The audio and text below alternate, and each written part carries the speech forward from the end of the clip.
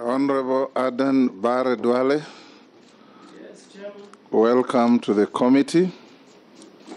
We are oblivious of the fact that you are still a member of this august house, but your colleagues are going to ask you questions when we start, and you'll be obliged to answer them.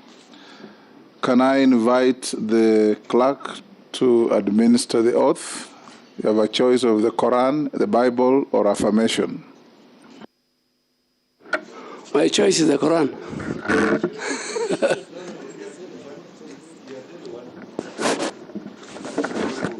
It's one of the things that you can't choose.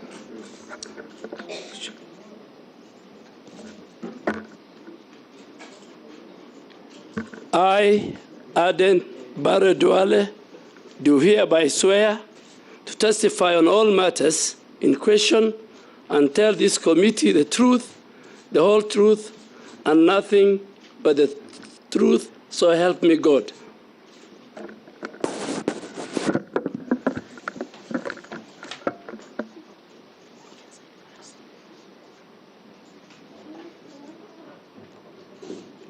The Honorable Duale, welcome to the committee. We want to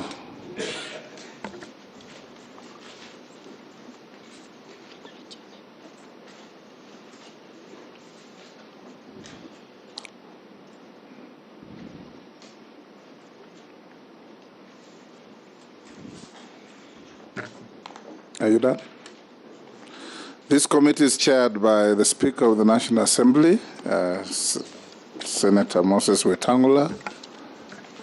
Membership includes the Deputy Speaker, Gladys Boss, on my right. I want to invite members for the Hansard. In fact, the Deputy Speaker should introduce yourself for purpose of the Hansard. After that, colleagues, introduce yourselves. Gladys Boss, member for Wasingishu County and Deputy Speaker of the National Assembly. Yeah, my name is Opio Wandai, MP Ugunja, and leader of Kazimio Coalition. Junet Mohammed, MP Suna East. Owen Baya, MP for Kilifi North. Robert Mbui Kadhiani. Ferdinand Kevin Wanyonyi, Member of Parliament Kwanza, member of this committee. George Gitonga Murugara, Member Tharaka.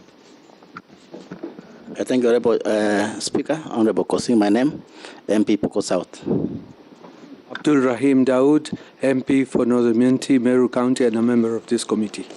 Nelson Arap Koech, MP Belgut constituency. Good afternoon. Honorable Mishi Mboko, MP Likoni, a member of this committee. You skipped. Thank you, Chair. My name is here. My name is Caleb, MP Sabot. Didoraso, MP Saku. Abdi Shurie, MP Balambala. Stephen Mule, MP Matungulu. Naisula Lesuda, MP Samburu West.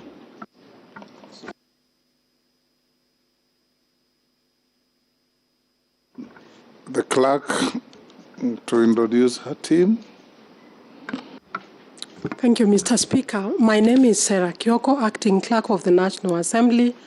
I'm accompanied here by the Deputy Director, Legal Services, Mr. Michael Karuru, and other staff of the National Assembly who are assisting the committee. Thank you. Honorable Duale, welcome to the committee. We will proceed as I will guide you. When we finish these preliminaries, I'll give you about 10 minutes. If you can use less, the better, to introduce yourself and tell the committee about yourself. After that, we will go into the process of verification of your documentation.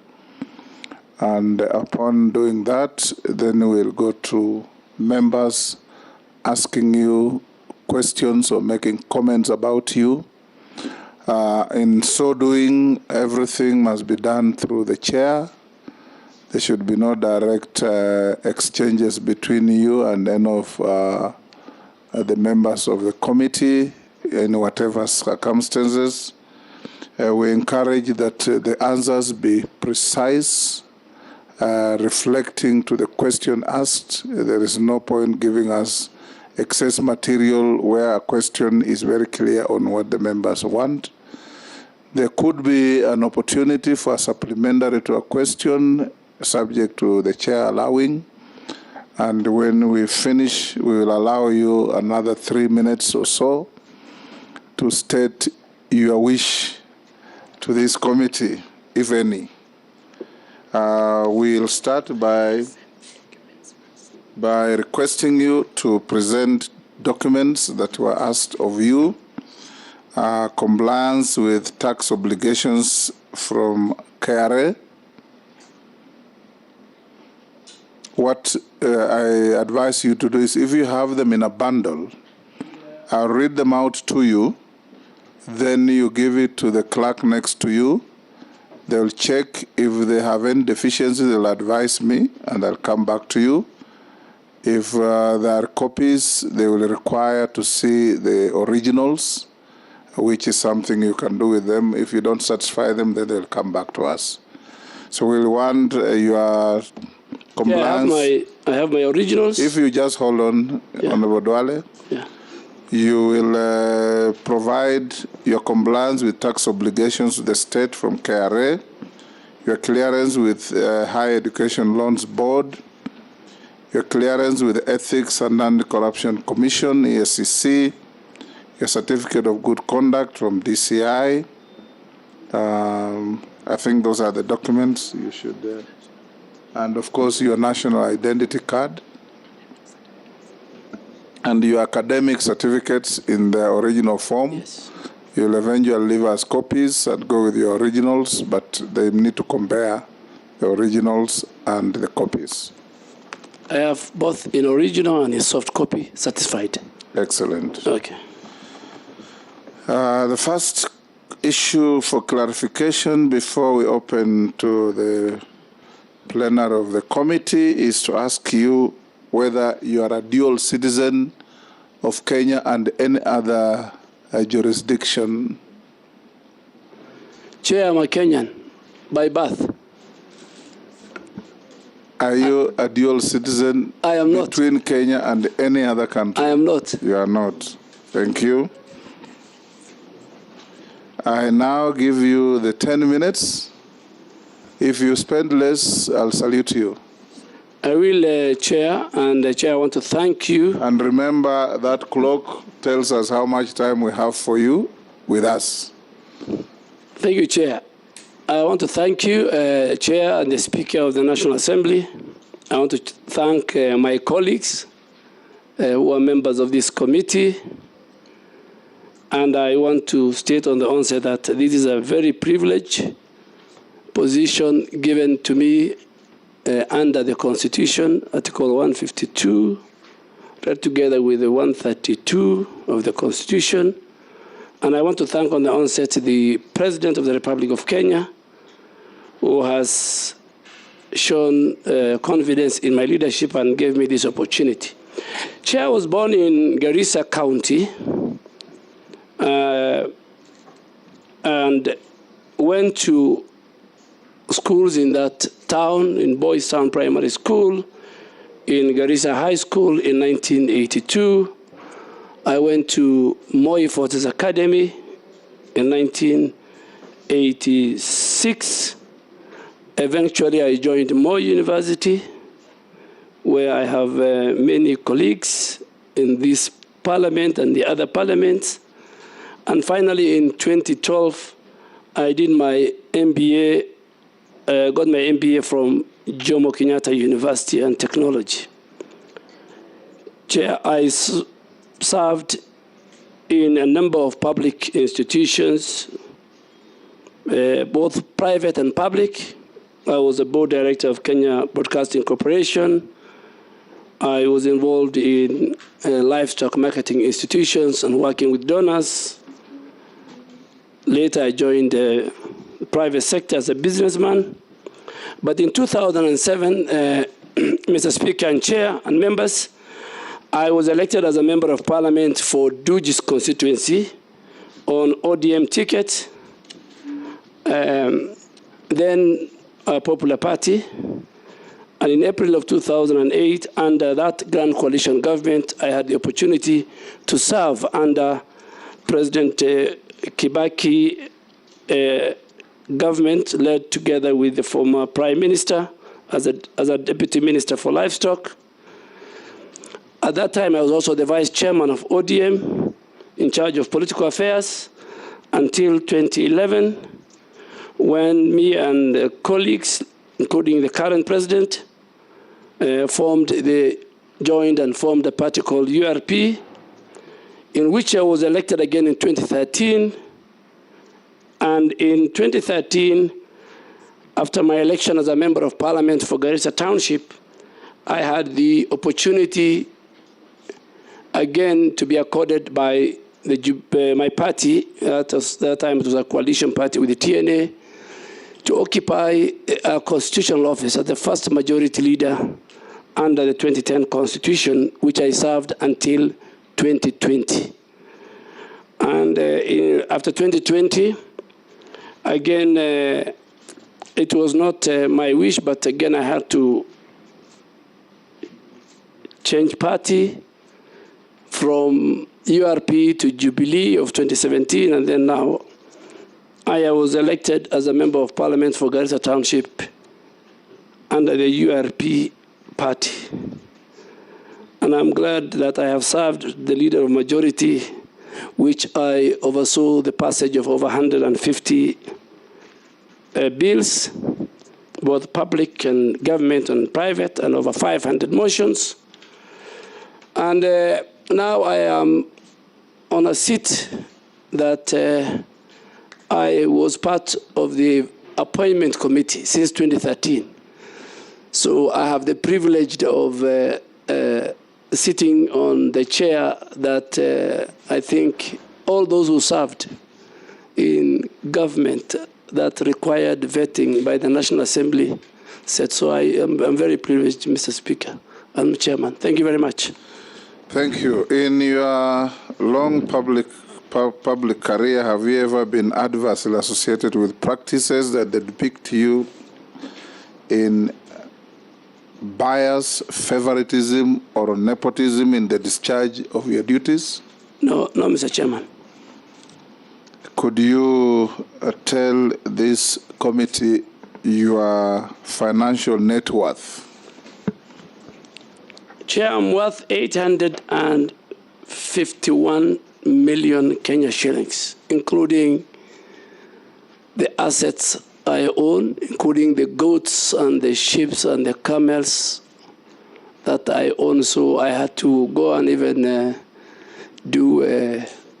in 10 days' time, I had to go and value my 231 camels somewhere in Kitui County.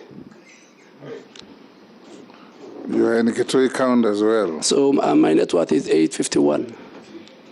What is your current and anticipated sources of income? My current source of income annually in terms of rentals and others is about 10 million shillings. I will now open the floor to members. And I'll give the first bite to the distinguished Deputy Speaker. Good afternoon. As a nominee for the Minister, for the Cabinet Secretary for Defense, you will have to deal with issues of Kenya's territory and boundaries. For a long time, Uganda has been a good regional partner. We had previous claims in the past where Idi Amin said that the territory, the Kenyan territory, part of it, the Migingo Island, was in fact a part of Uganda. That problem has not been resolved. There's many recurrent arrests of our fishermen, and that has not been resolved despite us having good relations with Uganda. What are you going to do to secure that contested part of Lake Victoria? You'll record, we'll take 4 questions from 4 different members, then you answer them together. Majority Leader. Thank you, Honorable Speaker. Honorable Duale, I have two questions in quick succession. One, you hail from the Somali community that cuts across Kenya, Somalia, and probably to Djibouti. And as much as you have stated that you hold no dual citizenship, in your view, as a Kenyan citizen and a Kenyan Somali citizen, Kenya and Somali, do you think with the incursion by Al-Shabaab and Al-Shabaab activities in the region, you would in any way be conflicted on your citizenship and nationality as a Kenyan and the Somali nationalism in the region? My second question, you have served as a member of parliament, leader of majority, emeritus, and you were in the previous administration. You do know the activities of the military in civilian, what would otherwise be civilian activities. Case in point, and I'm glad you have mentioned you've also been a livestock trader and been involved in livestock. The military has been involved in KMC. Military has been in Nairobi City County under NMS and various other civilian duties under your administration if you are approved as Minister for Defense. Do you intend to continue that policy of involving the military in what are otherwise civilian duties? Or what would be your take on the involvement of the military in what are otherwise civilian responsibilities? Yes, thank you, Honorable Chair. Honorable Duale, I'm sure you will recall that in the last part of the last parliament, you and I served together in the Public Accounts Committee. During our period in PAC, we interacted with the KDF, or the Ministry of Defense for that matter. And you will agree with me again that the KDF has remained a fairly professional outfit in the region. My question is, what is the philosophy that will underpin your management of the defense sector? Because we'll be superintending over the KDF, at least on policy matters. In view of what one would call conflicting positions, or rather controversial positions that you have taken in the past. A case in point, Honorable Duale, is your rather disturbing comments in the wake of the Al-Shabaab terrorist attack on Garissa University in your constituency of Garissa Township on the 2nd of April 2015. You are reported to have undertaken to name all those who are responsible for the financing of the Al-Shabaab terrorists. Indeed, you gave yourself 30 days. I'm afraid to say that Kenyans have been waiting to date for those names. So I would be happy to hear from you today, firstly by you naming those names, and secondly, elaborating on your philosophy, the philosophy that will underpin your dealing in the security, on national security and the defense of our territorial integrity sector. But finally, is again your position on these threats to our national integrity by foreign elements, including Al-Shabaab, of course, and of late, elements of the Uganda People's Defense Forces. It is on record that a very senior general in the Ugandan People's Defense Forces has, in the recent past, threatened to capture Nairobi. A matter that, in my view, has been taken very lightly by the Kenyan state and government by reducing it to a mere diplomatic issue. Whilst my view, I think it is a serious, serious security and defense matter. Thank you. Yes, one more, Daoud. Let me finish with the leadership. Mbui. Thank you, Speaker. Speaker, I would like to ask the nominee that first and foremost, he's been a very eloquent and abrasive leader, and comments by leaders have to be taken very, very seriously. Case in point being what my leader has just mentioned, the comments by a Ugandan general.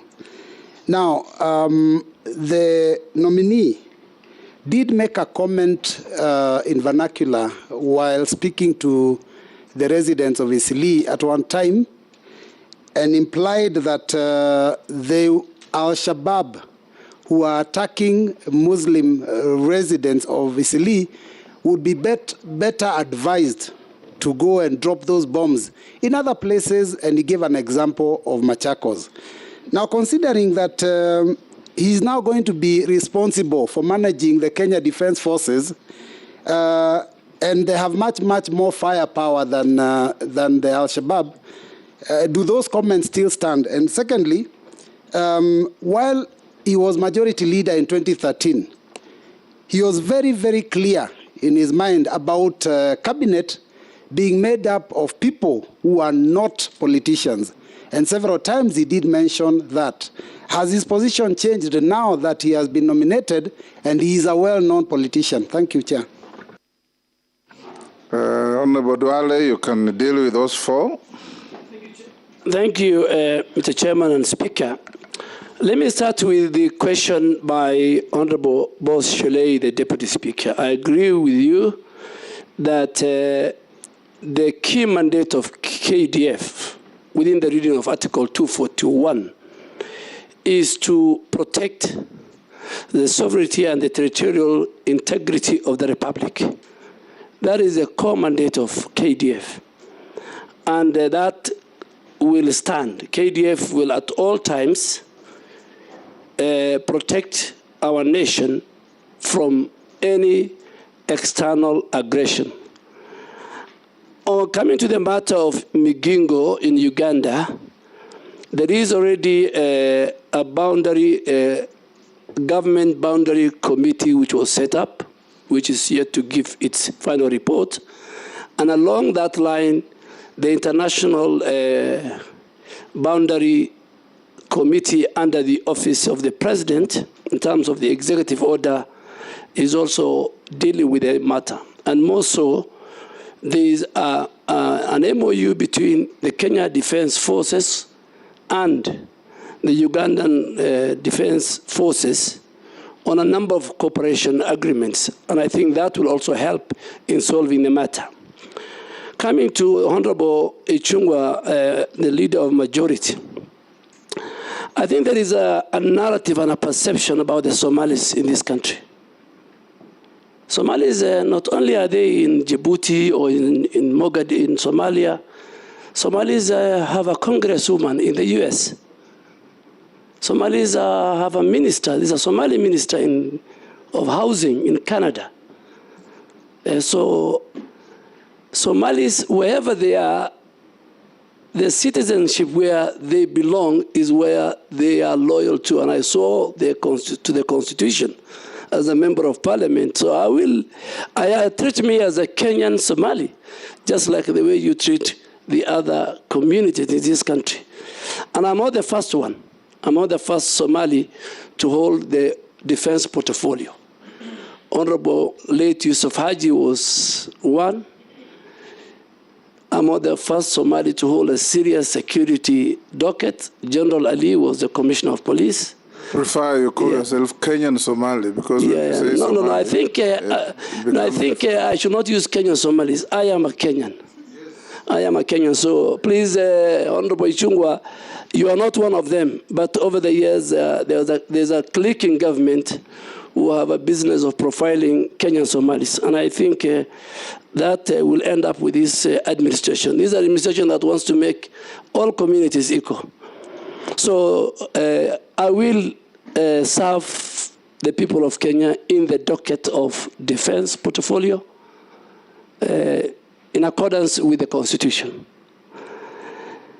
Two, on the militarization of the civil service, I want to make it categorically very clear that under Article 241 of the Constitution, the Kenya Defense Forces have three functions. One function is the one that I stated earlier: protect the sovereignty and the integrity of the Republic of Kenya, and two, to assist civilian and other government agencies when called upon on a matter of emergency and disaster, with, again, the approval of the National Assembly, that they go and assist. And there were many cases, including even during the terror attack of Westgate. But they must come back and report to Parliament on the numbers. They must gazette first. They must report to Parliament on the numbers they have used, the resources they have used, and the personnel they have used. The third function of KDF, according to the Constitution, is when they are called upon to help when there is insecurity that the National Police Service cannot handle. And that is the case in point. Currently, KDF is in Turkana and Baringo, and making sure that that section of our country is safe and secure. And again, with the permission of the National Assembly, which they're going to report to you, Mr. Speaker. Honorable Wandai talked about KDF is professional on policy matters. Yes, I served with you. But one of the functions of the CS Defense, apart from guiding the policy of the Defense Ministry, is to monitor and evaluate all projects, whether it is infrastructure and everything within KDF. So I will have an oversight over what is going on in that. But let me come to this story which has been haunting me since 2015. You know, and I've answered it, I think, over 1,000 times, Mr. Speaker. And that was after Garissa University, unfortunately, one of the most lowest moments in my life as a member of parliament, where 143 innocent, promising young Kenyans lost their life. And I was with the whole leadership of Northern Kenya, whether they are governors, senators, members of the cabinet, and I was reading a statement on their behalf. And what we said was, and I still will say today, is that we urged our communities, because the communities' roles are very important in the war against terror, that the communities must come out and must help government and must help the security agencies in identifying among the communities or among their neighborhood or when they come across the border, or who are the financial. So we're urging the communities to play their role. But of all the media houses, KTN decided to twist that and said Honorable Duale is going to name the financials within 30 days. I have no capacity. And I don't have the constitutional mandate to investigate who are financials. That is, I think, the job of the Director General of National Intelligence, General Kamweru. So I think going forward, that question can be answered. I mean, I don't have the capacity. Then there's a question of Honorable Wandai on what the general in Uganda have said. I want to make it clear that KDF shows posture. KDF believes in diplomacy, and our country believes in diplomacy. And our country does not react to tweets. We react to official government position. And I'm sure the same general has other tweets later. So I think KDF had no role to respond to that. Those who want to know the capability and the posture of Kenyan Defense Forces, they showed it in KDF Day last week. They will show it during Mashujaa Day, the way they do in other days. So I think let's treat the tweets of the general with the contempt it deserves. We should not bother. And I think the Kenyan people on Twitter dealt with the general before even Foreign Affairs and KDF were to come in. Honorable Mbui, I think you need to, because you have a background of a general, your grandfather was a general, just like the way my father-in-law was a general, and we went to the same school, but you have limitation in the Somali language. Honorable Mbui, I think you need to go and view and get a good translator. The same statement I made in Somali, in Isli, Mr. Speaker and Chair, was again misrepresented by one of the media houses I don't want to mention, but I don't think I am that reckless. I have served the people of Kenya in various capacity, and I don't think I will, and I have not discriminated. I am ready to work and protect the people of Kenya, defend them as per the Constitution. But, Mr. Speaker, if I just go back to the issue of, which I didn't answer well, on the militarization of civil service.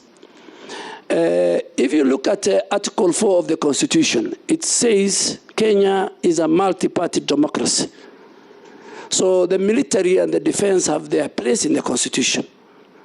And that is why, again, Mr. Speaker, it says KDF must work within the national values in Article 10, Sub-Article 2, in Article 232, Sub-Article 2, on public service values, and in Article 238, Sub-Article 1 of the Constitution. And all those values give KDF its place. So let me make it here that I think it was wrong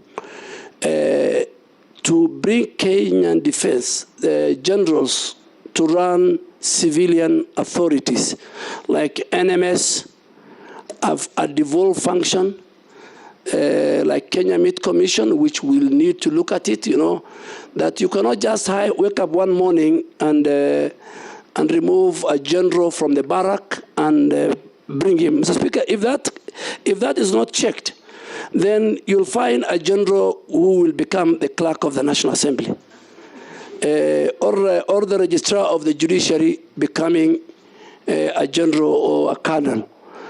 And I think going forward, not only the military, Mr. Speaker, the DCI personnel, the intelligence officers were put everywhere in our country in the last 4 years. And I'm sure the new administration, when it is completely constituted, we will ask everybody, particularly if I speak for KDF, everybody to go back to where his place and space is within the Constitution. If your place is the legislature, be at the legislature. If your place is at the barracks, be at the barracks. If your place is at the National Intelligence Service, be at the National Intelligence Service. Unless you're called to do extra service in the course of duty of the nation.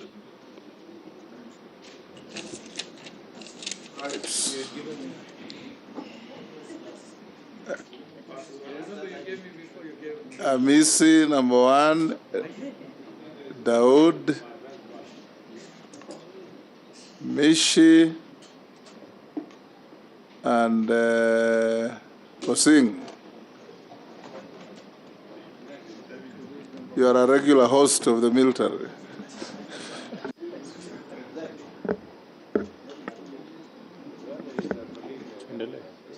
Okay. Thank you, Chair. I thank you, Chair, for giving me the first opportunity, at least. To the nominee, you have a background of politics. Maybe you have a good part of your life you've been in politics.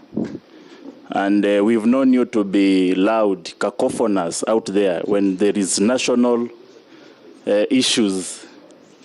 You are loud and sensational. I've used that word cacophonous because that is it.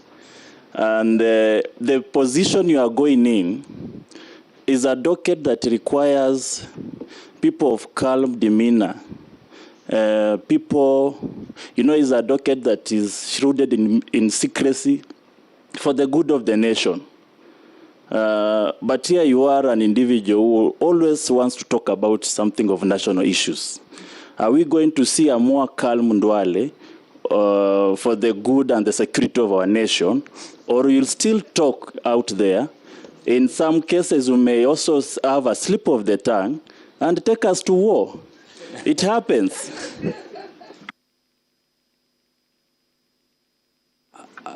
Thank you, Chair and Speaker. First of all, congratulations to the nominee for defense, Honorable Duale. And I want to agree with you, you are first a Kenyan and later a Somali, because I'm first a Kenyan, then a Mumeru, then I'm a nation. I want to ask you, Honorable Duale, because if you are approved as the Minister or CS for Defense, KDF always does recruitment every other year, but to get into KDF, you have to part with a lot of money. There is corruption, there is bias, there is discrimination. How will you ensure that that is stopped and meritocracy is there? The second thing is about buying or military hardware. We have not been to war for ages, I know. We're just giving peacekeepers. But our budget for military equipment is always there in the budget. So are you, when you come in, will there be some rationalization or reduction in buying military hardware so that we can reduce that budget to go to the hustlers, as you always say? Thank you. Thank you, Honorable Chair, and for giving me this opportunity. And as you said rightly, I'm a host of KDF. Allow me to ask the nominee, Honorable Chair. Honorable Duale, of course, we have been with you in Parliament and as our leader of majority. But what do you think the President saw in you to nominate you to defense? Not any other thing. Not finance. No. What is it that he saw?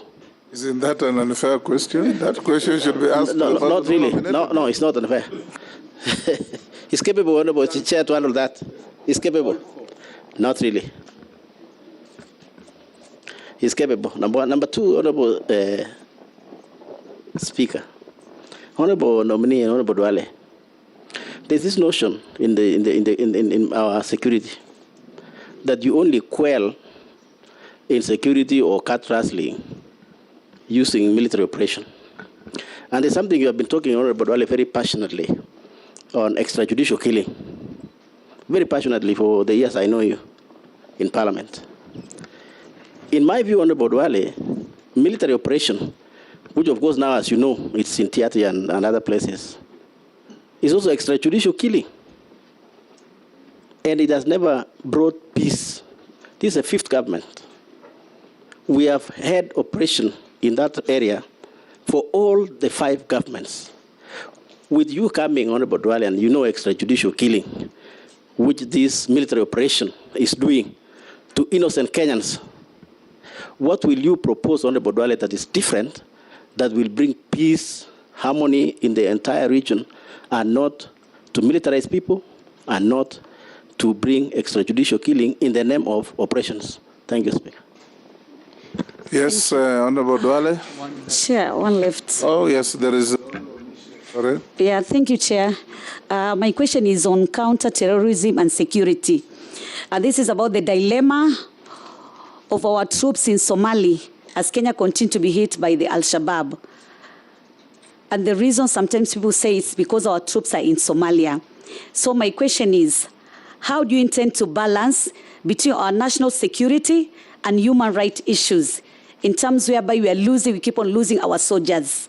Again, we keep on losing Kenyans through so many attacks by Al-Shabaab, the Westgate, Dusit Hotel, Kikambala, U.S. Embassy, and so many others. That is my question 1. My second question, I want to put a reference from a reading from Major Retired Lucy Wairimo, who is a celebrated military psychologist. He has worked in the Kenya Defense Forces for almost 11 years. And his reading, he has stated that there is a systematic oppression, stereotypes, attitude, prejudices, biases, abuse, and there is also sexual harassment and abuse of women in the military. And this is brought up by the so-called obeying the chain of command that has intimidated the women who are soldiers in this country. The women don't have a forum to talk about this sexual harassment. Anytime you talk about it, you're intimidated, you are given a transfer, you are demoted, and so many other issues.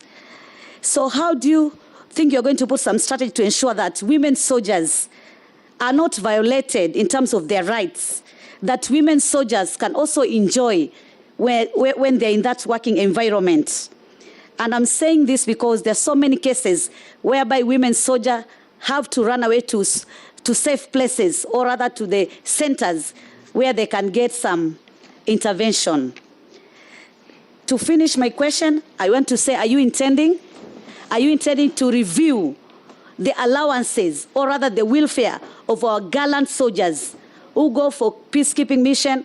Some are injured, some are killed, the families don't get compensation, the processes are just too long, it is hectic, and so many challenges. The mental health cases, what we have witnessed right now, so many gallant soldiers, they're committing suicide, killing their families, killing themselves. So what are you going to put in place to ensure that even mental health issues are going to be addressed in the Kenya Defense Forces? I thank you, Honorable Speaker. You have violated the rules, but I forgive you. You should be asking just one question.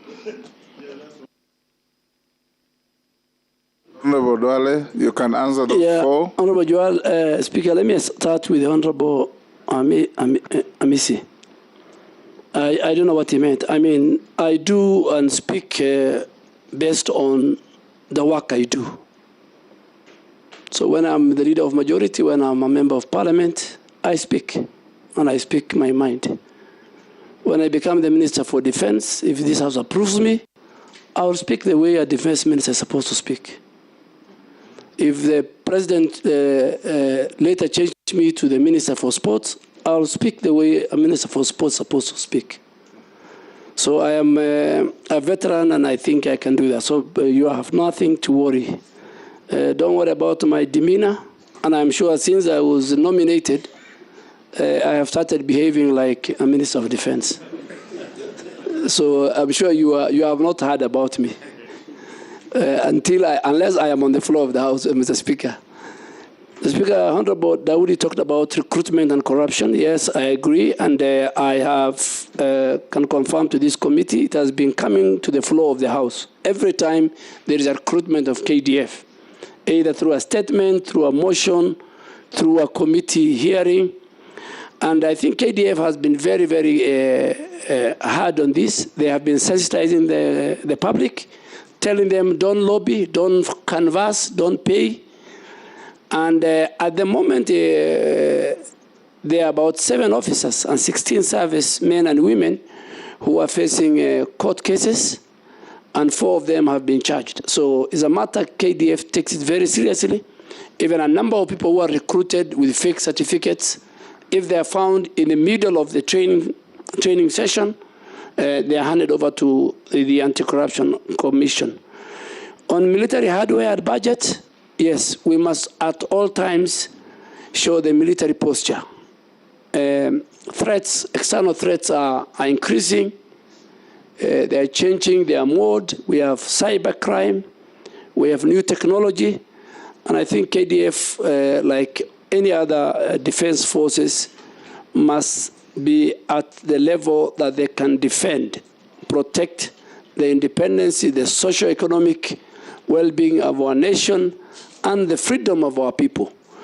For them to do that, and that is a function given to them in the KDF Act and in the Constitution, for them to do that, they must have the capability and they must show military posture at all times within our region and within the continent. So we will invest more, and I think this House, when it's called upon for more budgets for military hardware, Mr. Speaker, I think we need to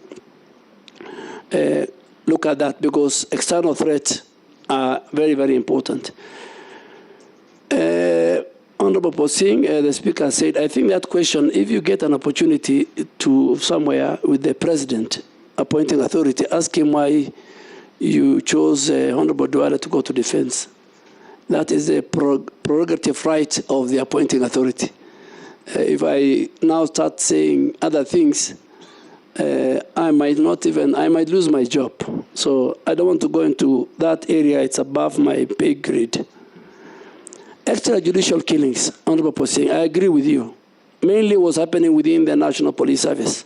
And you have seen the action that the president has taken. It was one of our key things in our manifesto, that never again will the people of Kenya be butchered like rats. Those men and women who are in charge of the security, their work is to protect and defend lives and property of our people. Mr. Speaker, our judicial system is so robust that even on terror-related, there's a specific piece of law on how to deal with the terror suspects. On other Kenyans, it's well documented. So there is no lacuna in law. There is no place our security agents, whether the military or the other, the National Police Service, can use to kill. And Mr. Speaker, it is very, very, Chairman, it is very, very hard the last 3 years when you see bodies floating in rivers. And I want to say it here, that on one Saturday morning in November of 2021, in my constituency, we found 17 bodies floating in Tana River, you know, because as the river goes downstream, the bodies come up. So I want to thank the President for cracking the whip first on the National Police Service, that all of us must protect life and property. The sanctuary of life cannot just be done away.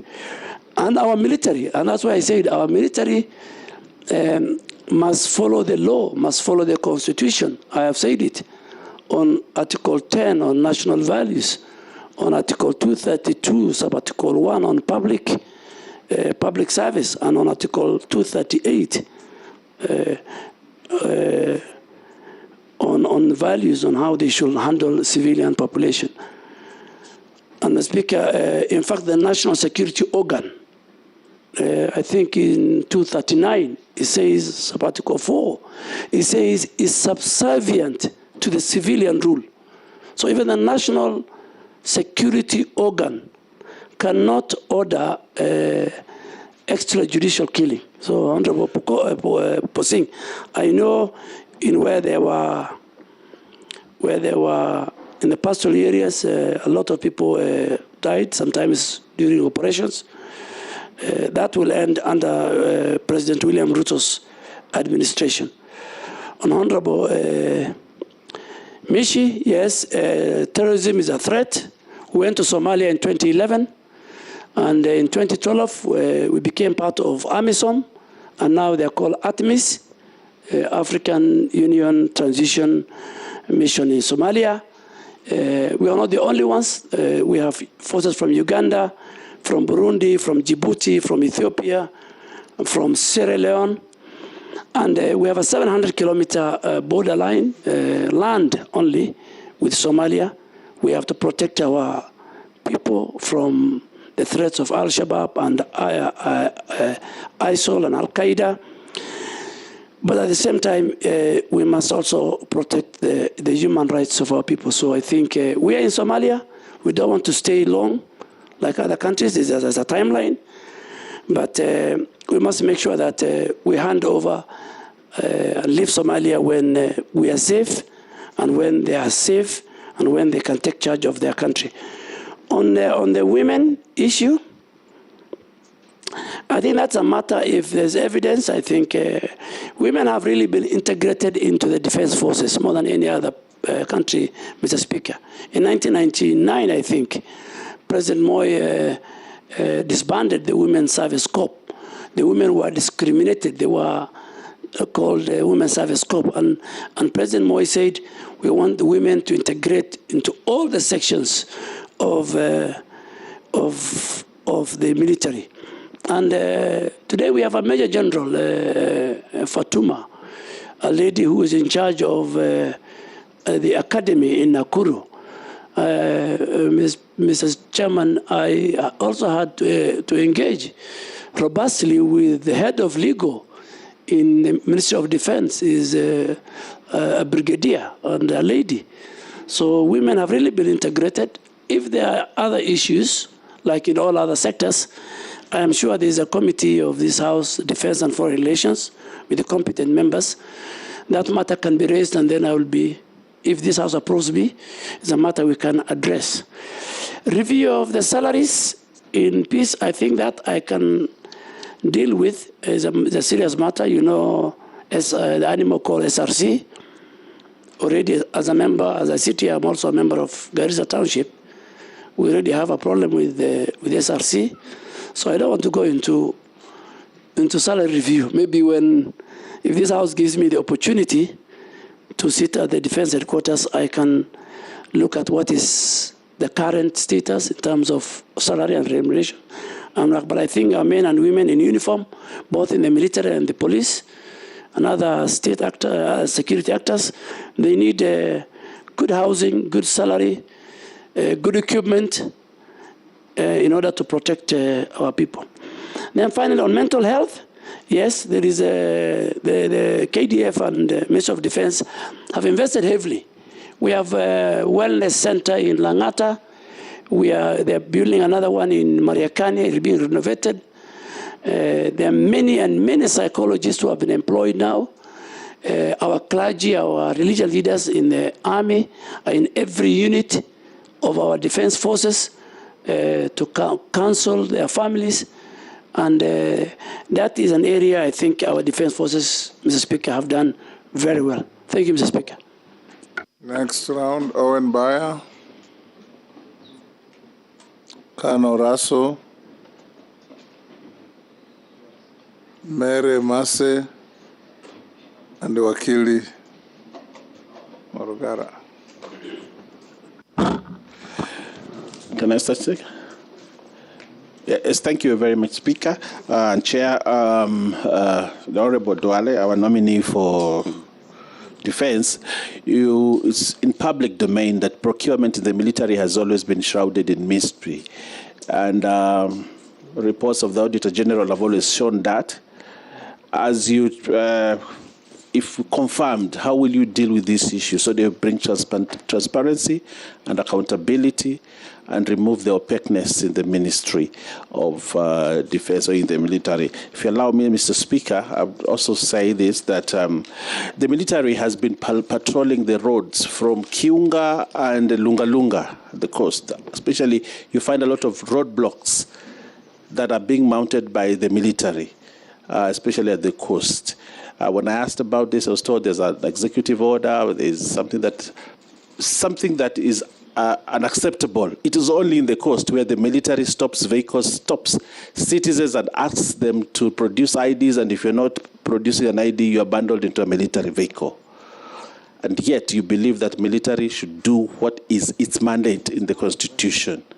How are you going to stop this so that the people at the coast live like any other Kenyan without having to be stopped by the military? I thank you. Thank you, Mr. Speaker.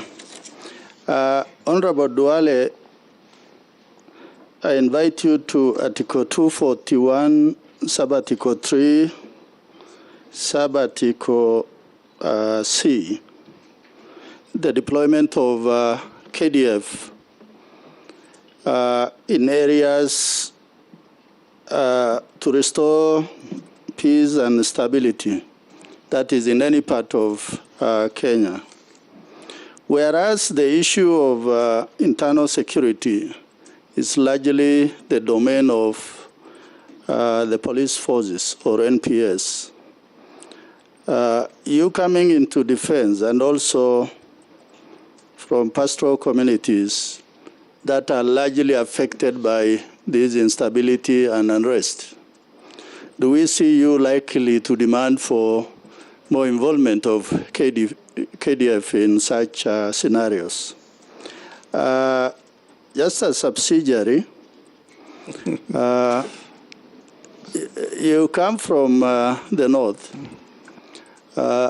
Although somebody said Somali, but I don't believe he's Somali. You are Kenyan. Looking at the appointing authority and just thinking out of the box, are we likely to see that you are going to play much a bigger role in the Greater Horn of Africa in terms of peace and security along Kenya's eastern and northern borders.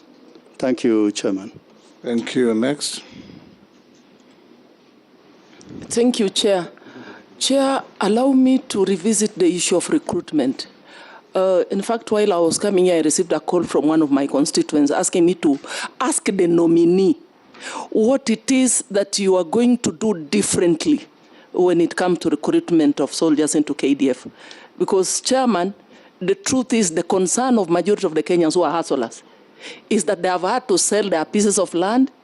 They have had to borrow even loans to secure placements of their sons and daughters into KDF. So the nominee for this position, if we approve you, what is it you're going to do? Are you going to change the design, the manner, the design in which these soldiers are recruited? And my second concern again is on our level of preparedness. Kenyans are concerned. What is it that we cannot deal with this issue of cattle rustling? Rustlers from neighboring countries attacking our people within our own territory. Yet we have KDF. What are you going to do to bring to an end this insecurity, especially in northeastern regions, once and for all? Thank you. Thank you. Thank you. Thank you, Mr. Speaker. Nominee. He's a nominee. Nominee. Kenya has one of the best armies. Let me use armies, whether defense forces or whatever. I mean, their reputation is extensive. And this is the reason why we are invited constantly to go and keep peacekeeping missions all over the world. We've gone all over. Number one, apart from that reputation, which possibly brings us pride, what other benefit do we get from these peacekeeping missions?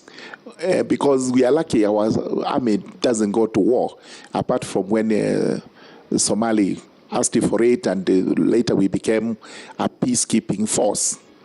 Number two, we know very well that our army soldiers are very well trained. They are professionals, very qualified engineers, doctors, and other professional fields. Do you ever intend to try and diversify what they do so that when they are not out there keeping the peace, we actually have them here doing development work? Like they are doing roads for us, they are doing bridges for us, and in fact offering even medical services in hospitals where there are no doctors, because we feel maybe this is a better way of making use of them when they are not actively involved in matters combat. Yes, Honorable Duale. Thank you, Chairman. Honorable Owen Bayer talked about procurement in the military. I will bring your attention to provisions in the PFM Act and in the Public Audit Act. And Honorable Wandai will, as a former chair of Public Accounts Committee, will agree with me. There are certain provisions in the PFM Act and in the Public Audit Act that give leeway to the procurement of particular services and equipment by the defense forces. And this is because we are in a very competitive world, so we don't want to expose our military hardware to our competitors. So even the Auditor General has certain leeway, what to audit, what are these, how do they procure equipment. I think that the law protects, but other jurisdiction, Mr. Speaker, like in the US, where the Committee on Defense and Foreign Relations are vetted,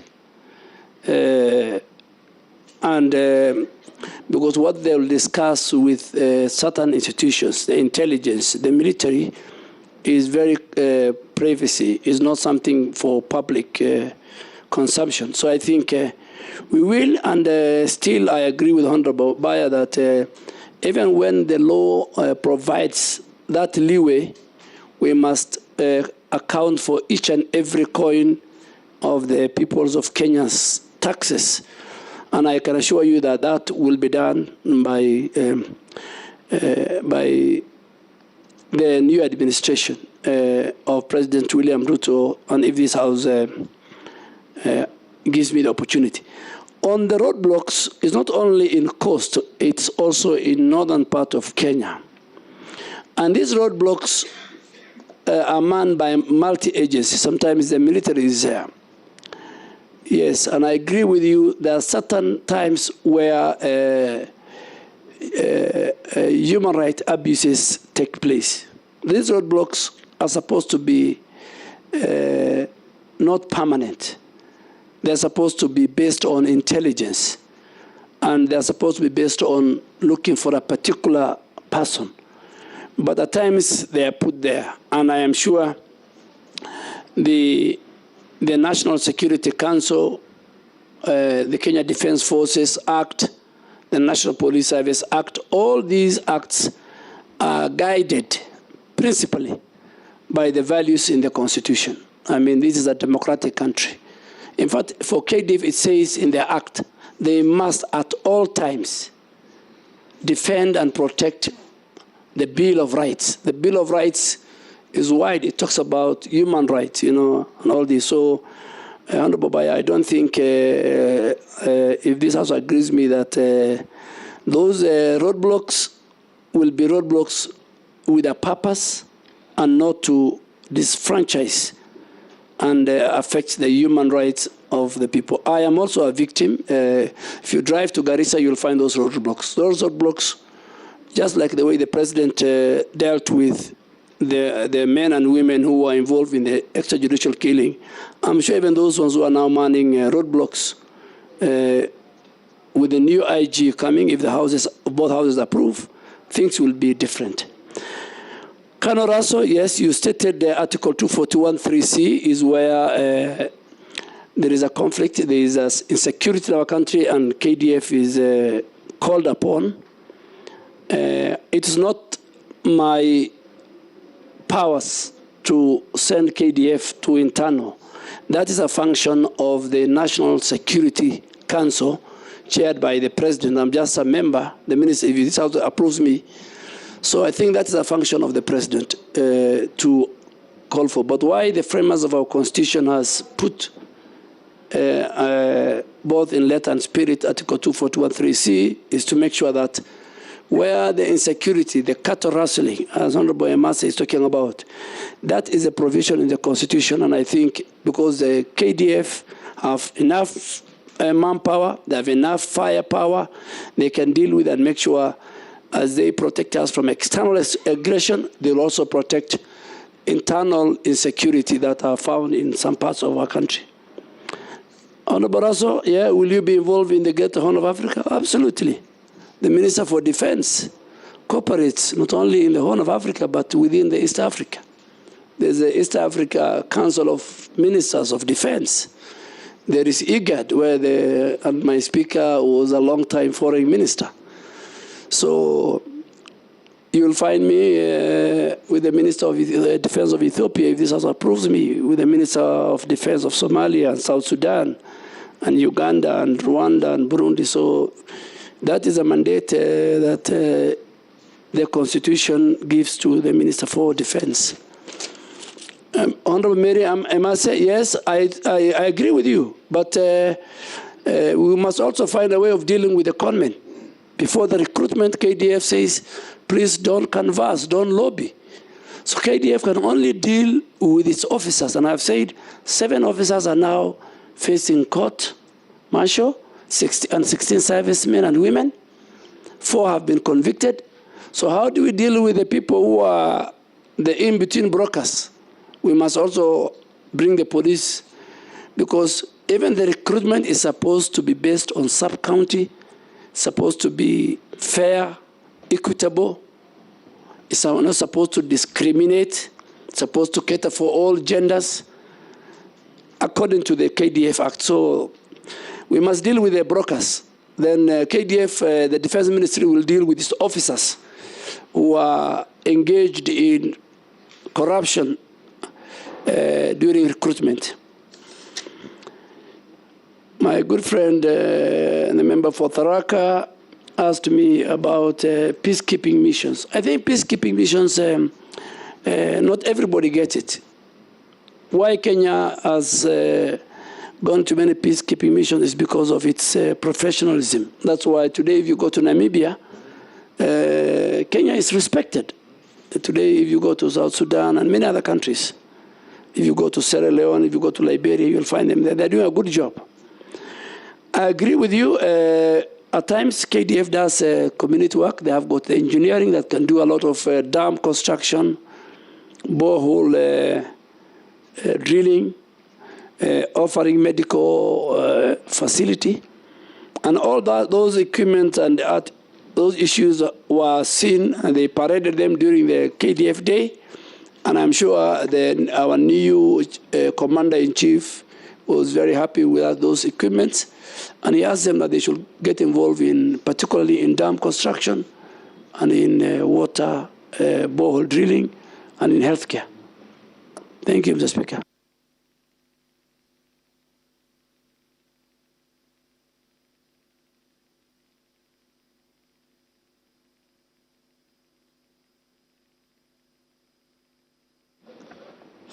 Thank you. Have a chance. Yeah. Don't emulate Mama Mish. Thank you, Mr. Speaker. Mr. Speaker, I wanted to ask the nominee that the nominee has served as the majority leader in Parliament for many years. Actually, he holds the record of serving the highest number of years as majority leader since the new constitution came into place. And for that reason, many bills came through his name to the National Assembly, Mr. Chairman. But there are times when bills that were draconian in nature came through his hands. And they were very draconian in the bills themselves, and he also implemented them in a draconian manner. Example of those bills are like the Security Amendment Bill in 2014. There was also even the issue of the appointment of the Inspector General.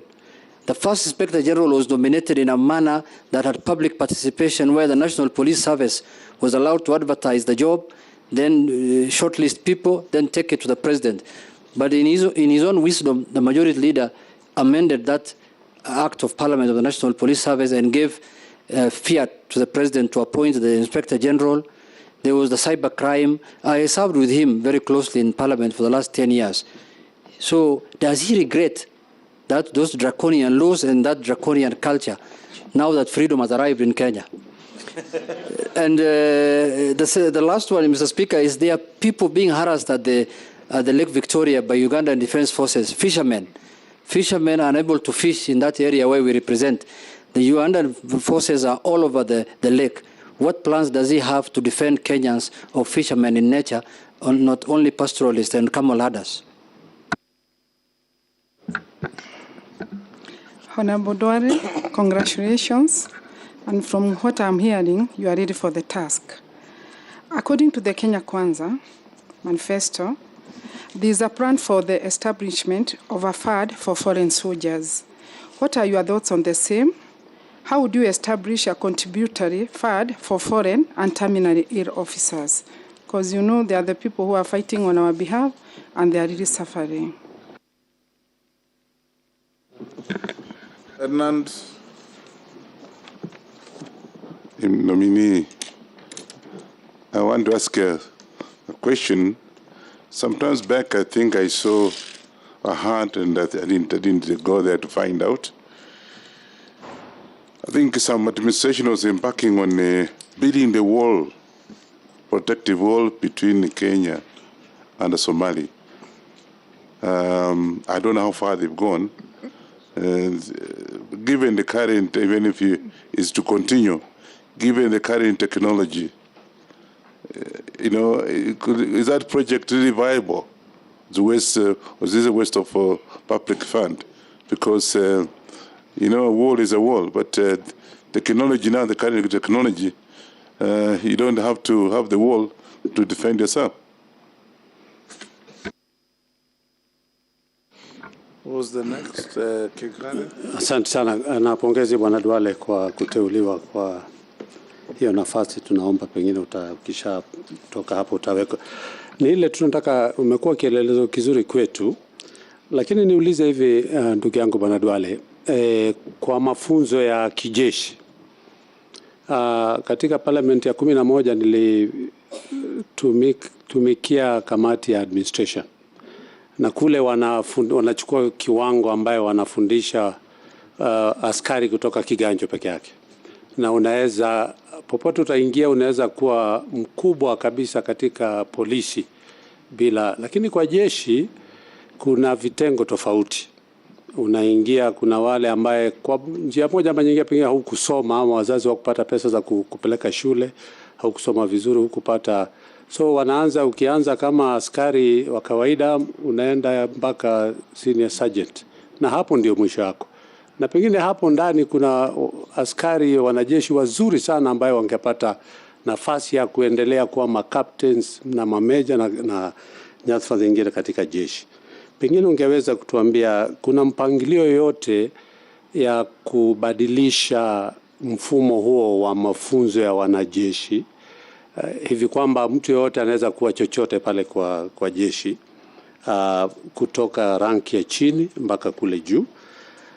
Ya pili pia, ingawaje tulikuwa napata mwaliko zamani, miaka mitatu hivi tulinyimwa mwaliko pale kwetu Nakuru.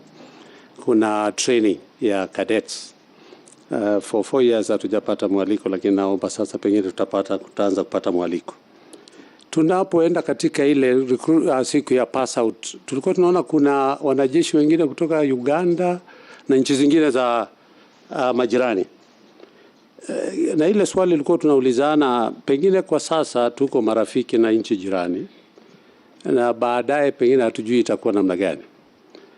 Je, pengine baadaye tukiwa na fujo, inaweza kuwa hawa ndio wale wanatumika kuja kupata zile zinatoaje siri za nchi, na kuweza pengine hata si wanafunzi tu, labda wanakuja kwa mambo mengine, na pengine kesho kukiwa na tafaruku kati ya sisi na majirani wetu, wale ndio watakuwa wanapeana pengine ama ni ile tu ni mfumo wa East African Community ambayo wanaleta wanajeshi pamoja, wanaweza, na tunaona mpaka wanapewa mpaka zawadi.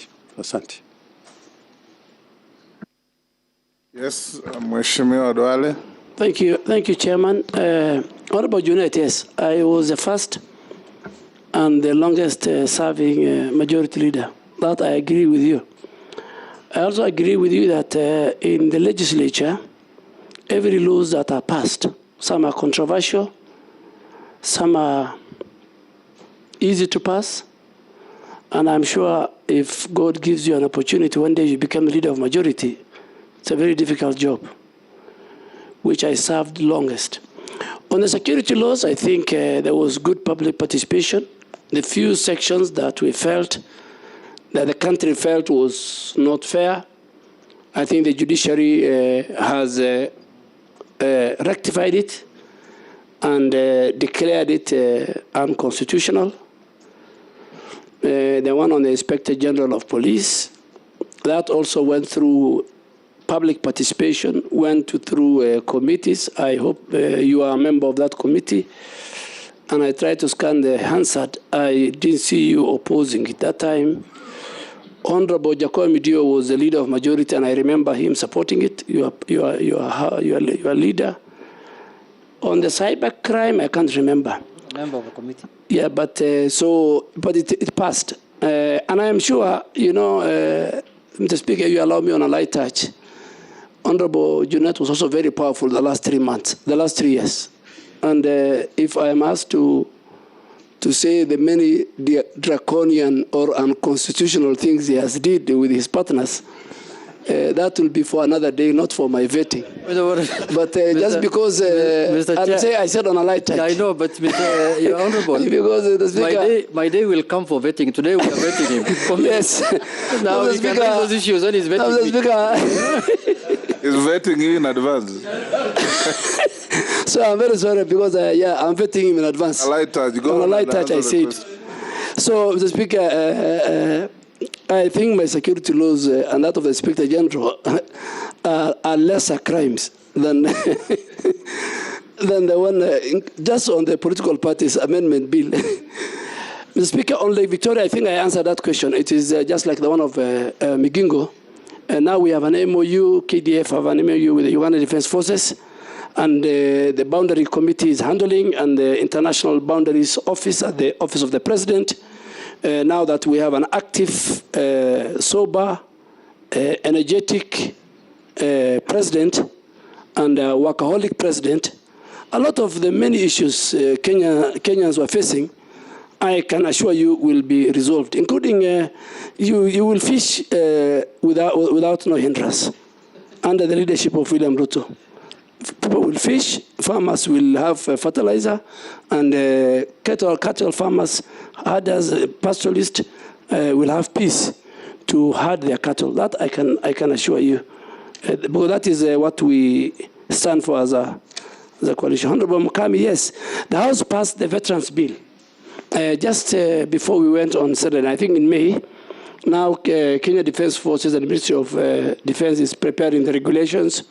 The advisory board already has been put in place to make sure that our veterans, those who are not doing very well, their children, in that law, their children's school fees will be paid, their medical bill will be taken care of, and the regulations will be coming to the House soon once we form the committee on the relevant committee. So that bill is in place. And the terminal ill, I said we have a wellness center. We are now building a number of hospitals have been built, and we're taking care of them. Honorable Wanyonyi, yes, the wall in Mandera, that is a practice that was picked from other jurisdictions. It was happened in the U.S., between U.S. and Mexico. It is in Israel, is in Egypt, is in Pakistan. I think once if this House approves me, then we'll review. But still, KDF has put over 19 fortified bases along our border with Somalia for surveillance and for deterrence to make sure that our country is secure. And in the last 3 years, our country was very, very secure to the good work being done by Kenya Defense Forces. Honorable Gikaria, yes, we have Eldoret where we train our servicemen. We have Lanet where we train cadet. We have the National Defense College where not only Kenya, but even the region send their top of officers. It's a prime college in the region.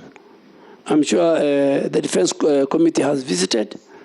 And then we now have the National Defense College. And we want to have our country to be a hub.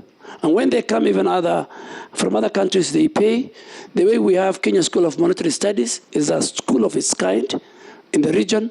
Kenya School of Government, Kenya Revenue Authority, and I'm sure, Mr. Speaker, under your leadership, you will enhance the Parliamentary Institute, where we want to tap the talent in our country from neighboring countries to send. So, but there is always, Honorable Gikaria, career progression in KDF. Nakuru Academy, you have been denied. You know the reason why you have been denied. I want to confirm to you that not only me, the Commander-in-Chief will allow each and every leader to be given access in his area when the president or anybody in government is there. We were in Laikipia over the weekend, and I'm sure members, the governor, the senator, the women rep, and members of parliament from that region, all of them are with us. So that was why you were denied, because you were not, I think, politically correct, I may say. But I want to say it to all. Things have changed. As Honorable Juliet said, there's freedom. So even if we go to other areas where we will serve the people of Kenya, and leaders must be respected, whether from the MCA to the highest office. Leaders must be respected, and that is why I think those of us who have served in politics and in leadership, our officers will be very open to you. You will see a change. Speaker, I think I have finished. You've exhausted those. Yes. Now, Naisula, Koech, and Mule. Thank you, Chair. And we'll conclude with the Deputy Speaker. Okay, thank you, Chair. And to the nominee, I strongly believe that for us to deal with cattle rustling in this country, once and for all, we have to actually treat it as terrorism. Yeah? And we need to deal with it decisively and holistically. And so apart from only dealing with it from a security perspective, from a development angle, how do you think we can use the military to open up these areas, especially on opening up of the roads, so that we can have easy, accessible, fast, and effective response? And lastly, what measures or options will you recommend in the inclusion of young people who haven't gone to school but are actually known sharpshooters? I think you need them in the military.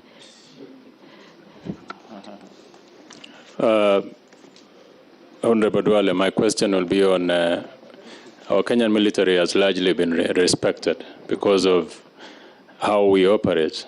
But there was an incident just during the election.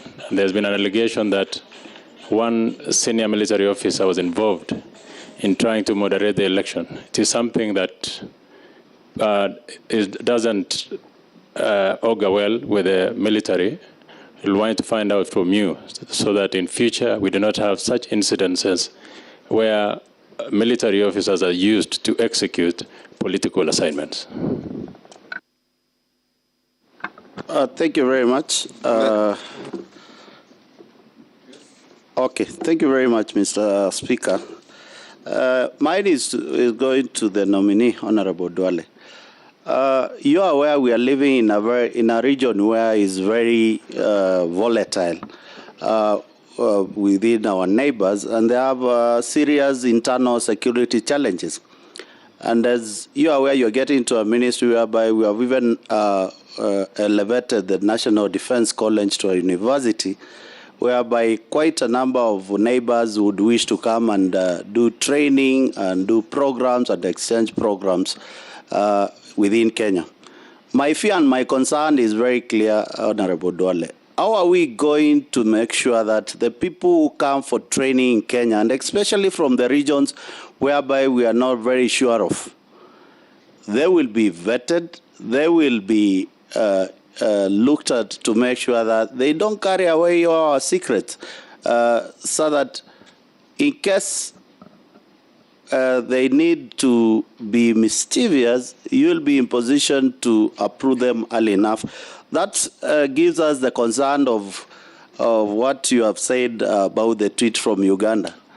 It's not just a tweet to look at from defense perspective. It is a threat to the Kenyan sovereignty, and it must be dealt with in a manner whereby it's not an issue of a cup of tea. It's an issue where it takes the 50 million Kenyans' lives into a scare. And I'd wish if you can elaborate on this and give us a plan. And I served with you in the appointment committee. We vetted Honorable General Kaiseri here. And one answer he gave us and the meeting was over, he'll not tell us in front of the cameras what he intends to do on issues of security and defense. So what you think is preview, no, don't say it. Last, this batch, the Deputy Speaker. Thank you, Honorable Speaker. Honorable Duale, I see you've tackled all the questions quite well, except I have one that I would like to hear from you. What is your view on the current recruitment methodology being used to recruit cadets to the military? The current methodology is where they check the height, the dental structure, the physique, the weight, whether they can do a 100-meter dash. Never mind that those who are checking the dental structure are not dentists, as opposed to having more modern methodologies of measuring their ability using objective measuring tools like psychometric tests, and even a mental evaluation, because we know that a lot of them sometimes don't cope and they eventually get into mental illnesses as a result of the fact that they didn't really have the competence and the emotional ability to be able to take up the job. What's your view? Will you keep the same method, or you have some ideas of how to transform that? And also the issue, the fact that the military doesn't recruit at cadet level people with disabilities or people with various disabilities.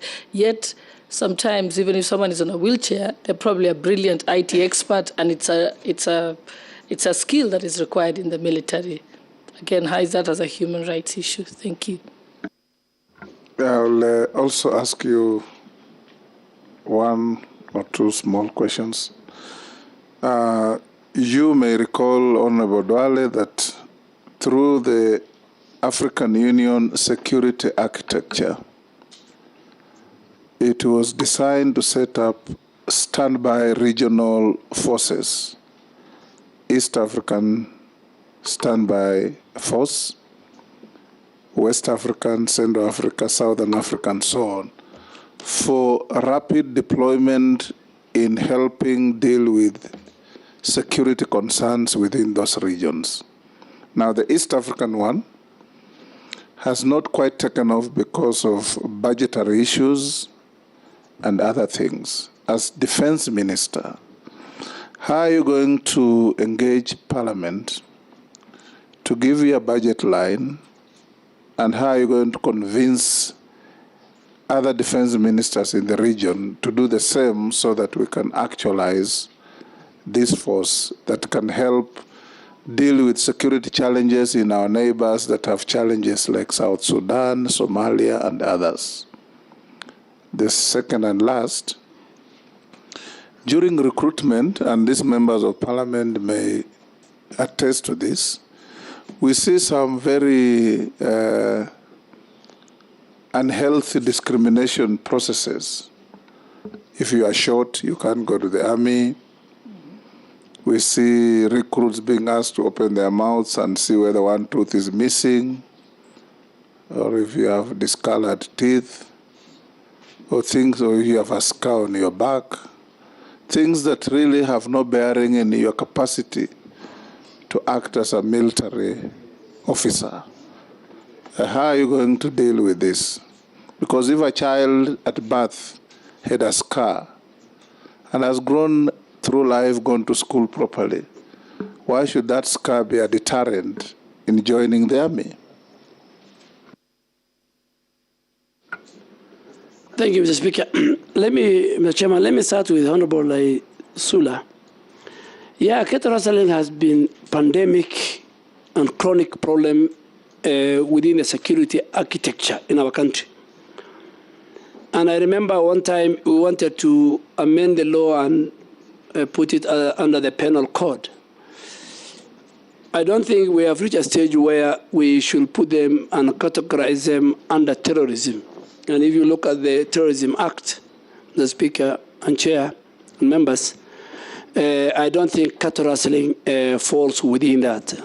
Cattle rustling just needs a committed multi-security agency, a committed political will, a committed government that will make sure roads are open, development are taken to those regions, and culprits are dealt with.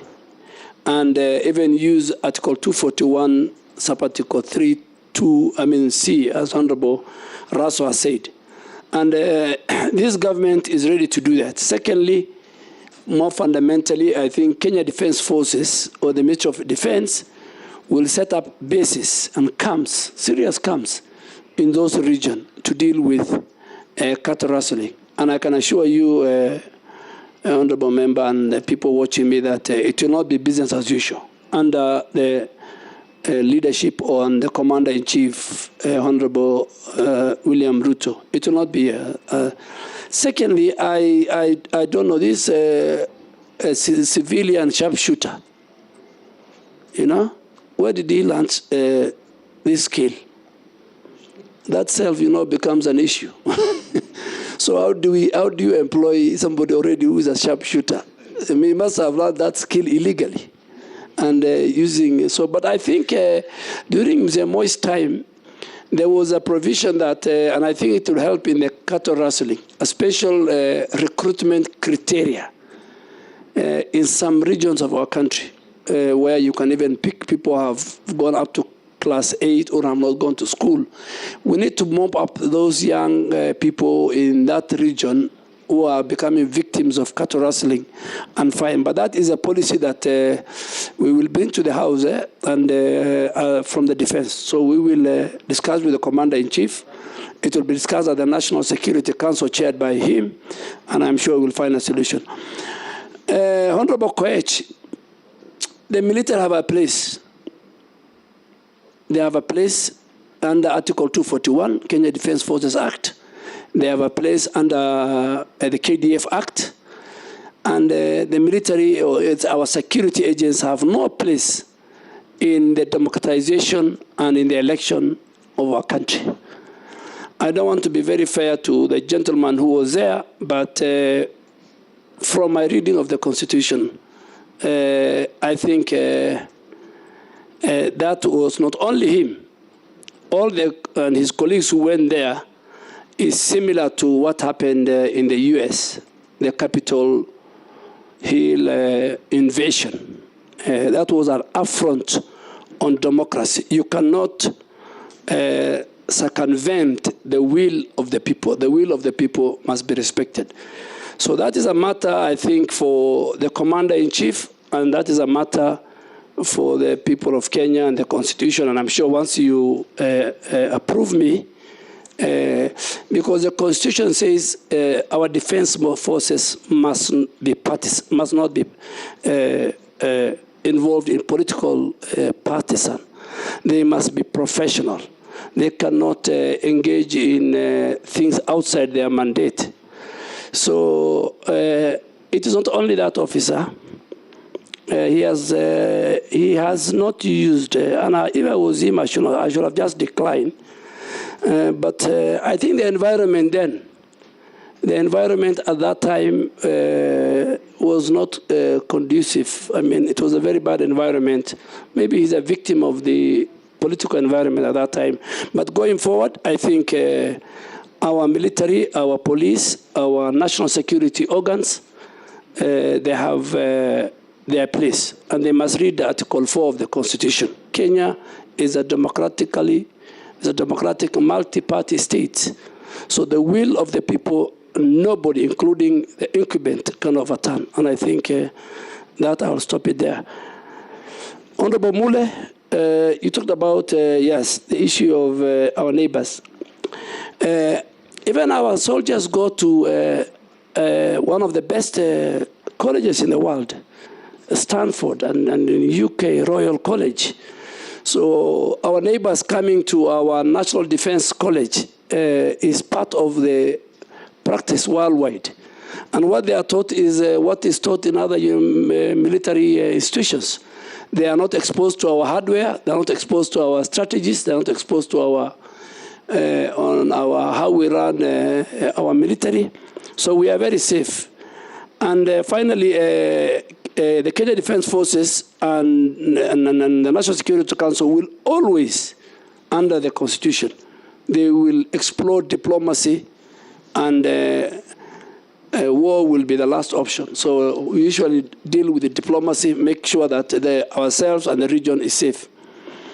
Yeah, the Deputy Speaker raised the issue of recruitment. I think one of the issues that I have to grapple with if this House appoints me, approves me, is the issue of recruitment. That is the elephant in the room. I mean, in all my 15 years, Mr. Speaker, is how recruitment is done. You know, people run, about 100 of them, and in the evening you're told there are some people who are not in the field who are picked. I mean, you know, it's good to say it. So there's a lot of discontentment in terms of recruitment. But I think world over, we must have the criteria of physical fitness I mean, if you are 34 and Kanoraso will agree with me. If you are to go to training and your weight is 35, and in the training you're going to carry a bag of 40, then you will die. And so KDF doesn't want to recruit people, and at the end of the day, the person. So they have to look at the physical fitness. That's everywhere. The training is very vigorous. The training is tough. So it's not, we can't just pick, they can't just pick anybody. So they must pick the best of the best in terms of physical fitness.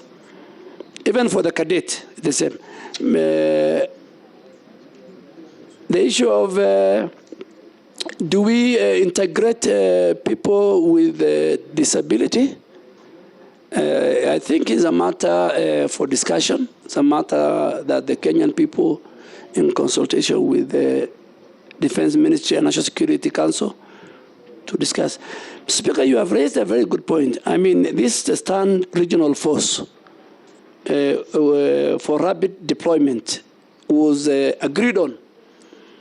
But Mr. Speaker, as a former foreign minister, you'll agree with me that a lot of countries default. When I was chairing the African Security Council. Yes. Yes, even the peace security organ of the AU. But you are aware as a former foreign minister that many times countries default on their contribution, not only to stand by regional force, but even to YALA. At one time, Mr. Speaker, we had agreed even our members to YALA should be part of our parliament in terms of salary and remuneration, because they can stay for 3 months without getting salary. So I think it's not, that is, countries don't want to commit themselves in paying their part of share and remittance. But I think ourselves from Kenya, they have a budget line, and we have been remitting our bit to the East Africa Stand Force. Yeah, again, Mr. Speaker, you talk about recruitment. So recruitment is coming in. Is a matter that I think I should pick it up. Must be an area that needs serious reforms, very, very serious reforms. We need to know, because I have asked, and the KDF Act stipulates that the slots given to every sub-county is based on the number who are in the force from that sub-county, based on the census. But you know, an ordinary person in Likoni, for example, doesn't know how many are in the force. So if they're given 3 slots, we need to have a fair distribution of the Kenya Defense Forces, even for security purpose. We should not have a situation that one region or one community has is 20 or 30% of the forces. It's even risky. So the Constitution and the KDF Act stipulates very well that there must be consideration in terms of region, in terms of gender, in terms of ethnicity, in the recruitment of men and women to our forces. So I think we might not have been doing that, and the recruitment, I'm sure the Committee on Defense and Foreign Relations, when they are formed, that is an area we need to reform. As Honorable Sholei said, the height, the person checking, is he a dental expert? How many kilometers you need to run? Of course, we must get the best of the best physically. And Mr. Speaker, you know, when if you allow me, Mr. Speaker, I served in NYS, and Mr. Speaker, there used to be something called marksman. You know, the tall person used to be at the end. But these days, if you see parade, you'll find very short people. So I think even this short, I'm not saying, there are certain criteria, physical fitness that must be addressed to. But I'll take that as an area of reform, Mr. Speaker. Thank you, Honorable Junet. Just one rejoinder. With your permission.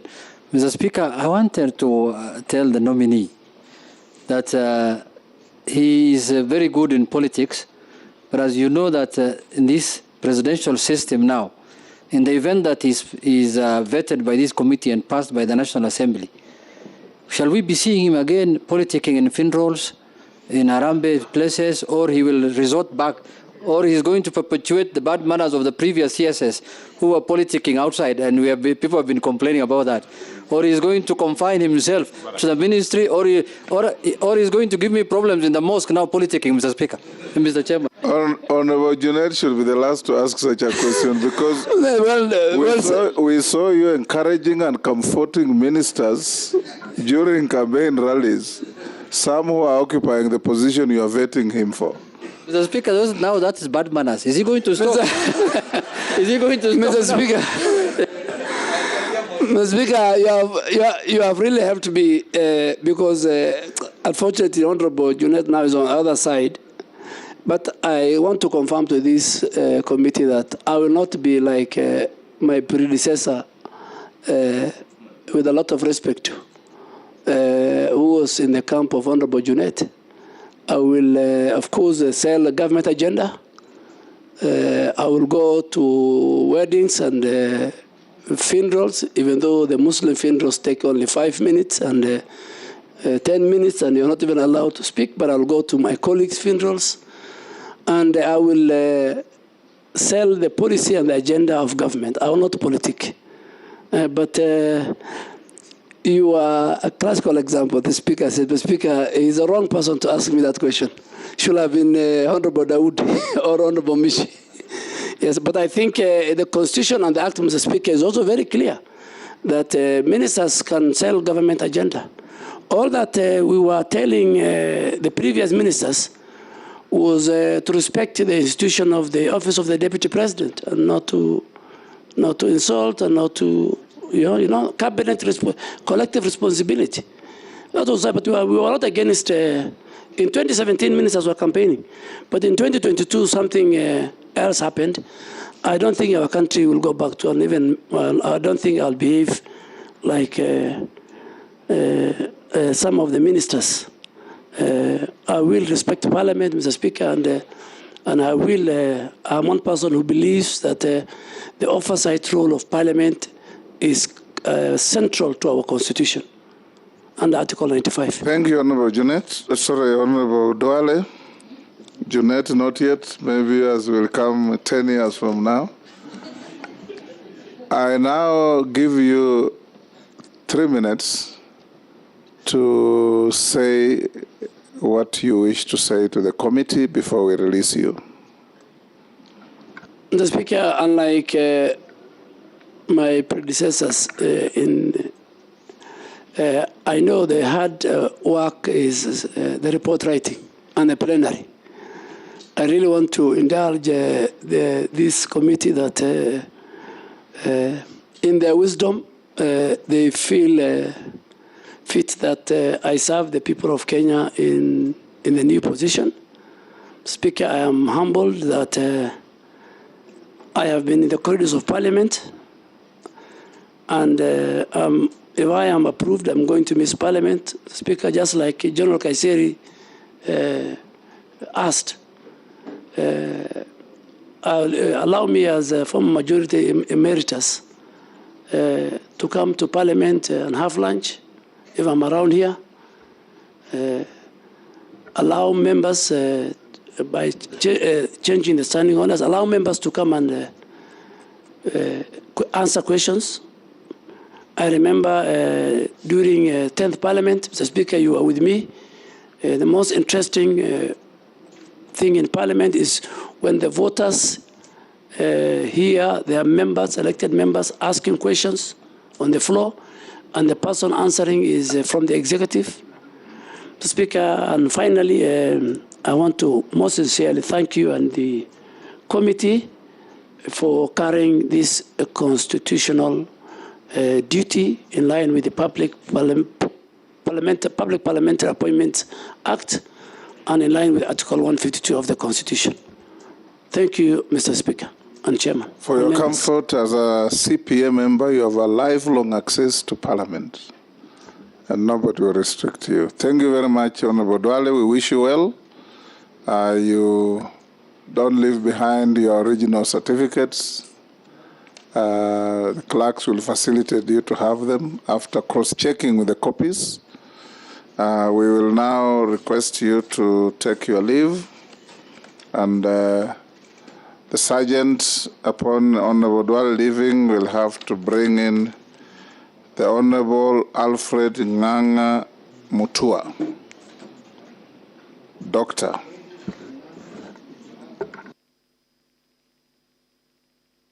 Nganga. Oh, it's different from the